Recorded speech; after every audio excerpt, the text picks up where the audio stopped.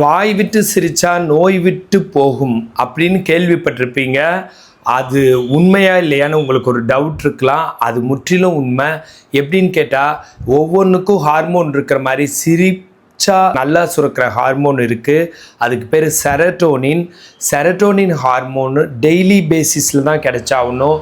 என்றைக்கோ ஒரு நாள் அது வந்துச்சு, பல நாட்கள் செரட்டோனின் சுரக்கலை அப்படின்னா நோய்களை உருவாக்கும் தன்மை கொண்டது. அதனால் டெய்லியுமே சிரிப்பு இருக்கணும். அதனால் டெய்லி சிரித்து நோய் இல்லாமல் வாழணும். செரட்டோனின் நல்லா சுரக்கணும்.